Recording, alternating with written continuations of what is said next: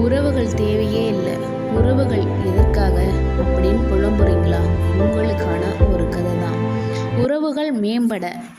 அந்த புத்தகத்தை எழுதுனது சொல்வேந்தர் சுகி சிவம் ஐயா தான். ஒவ்வொரு கருத்தும் அவ்வளோ அருமையாக இருக்குது. நம்ம நினைக்கிறோம் சில உறவுகள்லாம் பொய்யானது போலியானதுன்னு. ஆனால் இன்னொரு பக்கத்து தெரியாமல் போயிடுச்சு. அவங்களும் நம்மளை அப்படி தான் சொல்லிக்கிட்டு இருக்காங்கன்னு. ஒரு கையை தட்டினா ஓசை வராது, 2 கைகளை தட்டினா தான் ஓசை வரும். நீங்கள் அவங்களுக்கு எவ்வளோ மரியாதை கொடுக்குறீங்களோ அதே மரியாதை அவங்களும் உங்களுக்கு கொடுப்பாங்க. ஹாய் ஹலோ வணக்கம், கதைகள் தமிழோடு உங்களிடம் உரையாடுறது உங்கள் அன்பு தோழி விஜயா.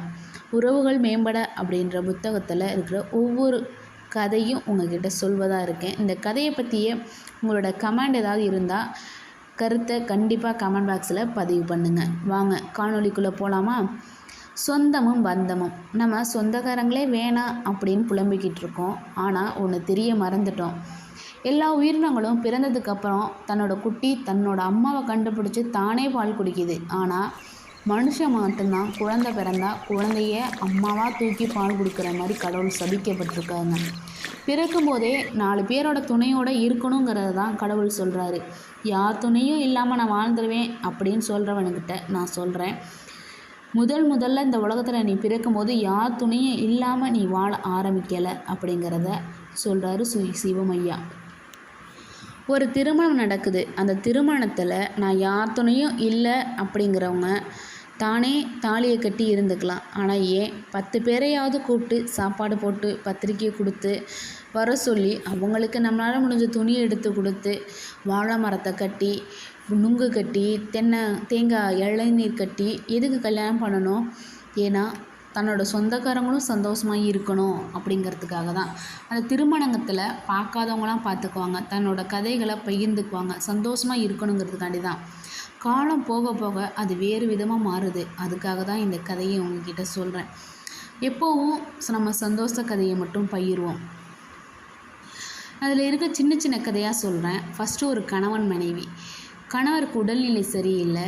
மனைவி கணவரை ரொம்ப நல்லா பார்த்துக்கிறாங்க. கணவருக்கு சுகர், அதனால் அவங்க சுகர் சேர்த்துக்கிறதில்ல, சர்க்கரை எதுலேயுமே சேர்த்துக்கிறதில்ல. இது யாருங்கிறது உங்களுக்கு தெரியுமான்னு தெரியல. மறைந்த பேராசிரியர் நமச்சிவாயம் அவங்க வாழ்க்கையில் நடந்தது தான் இது. அவங்க மனைவி ஒரு நாள் காஃபி போட்டு எடுத்து வந்து வைக்கிறாங்க. ஐயா அவர்களுக்கு தெரியாது தன்னோட மனைவியும் சுகர் இல்லாத காஃபியை தான் குடிக்கிறாங்கன்னு. அந்த காஃபி எப்படியாவது குடிக்கணும்னு சொல்லிட்டு அந்த அம்மாவை வெளில போக சொல்லிவிட்டு அந்த காஃபி எடுத்து குடிக்கிறாங்க. குடிக்கும்போது தான் தெரியுது அந்த காஃபியில் சர்க்கரை இல்லைன்னு சொல்லிட்டு. சர்க்கரை இல்லாதனால தன்னோட மனைவி கிட்டே கேட்குறாங்க, நீயும் சர்க்கரை போட மறந்துட்டியான்னு. அப்போ தான் அந்த அம்மா சொல்கிறாங்க, என்றைக்கு இந்த சர்க்கரை சனி அவங்கள பிடிச்சிச்சோ அன்னையிலேருந்தே நம்ம வீட்டில் யாருக்கும் சர்க்கரை போடுறதில்லைன்னு. தான் சர்க்கரை நோய் வந்ததுனால சர்க்கரை சேர்க்கலை, ஆனால் தன்னோட மனைவி அவங்களோட தியாகத்தினால சர்க்கரை சேர்க்கலைன்னு சொல்லிட்டு அன்னைக்கு புரிஞ்சுக்கிறாங்க. அது மட்டும் அல்ல, அடுத்த கணவன் மனைவியை சொல்கிறாங்க. கணவன் மனைவி 2 பேரும் ஹாஸ்பிட்டலில் இருக்காங்க. கணவருக்கு ரொம்ப உடம்பு சரியில்லை. டாக்டர் வெளியில் வாங்கன்னு சொல்லிட்டு அந்த அம்மா கிட்ட சொல்கிறாங்க, இதுமாரி சண்டை போடக்கூடாது, டிவி சவுண்டாக வைக்கக்கூடாது, எண்ணெய்லாம் சேர்க்கக்கூடாது, நொறுக்கு தண்ணி கொடுக்கக்கூடாதுன்னு சொல்லிட்டு. சரின்னு சொல்லிட்டு அந்த அம்மா உள்ளே போகிறாங்க. கணவர் கேட்குறாங்க, டாக்டர் என்ன சொன்னாங்கன்னு.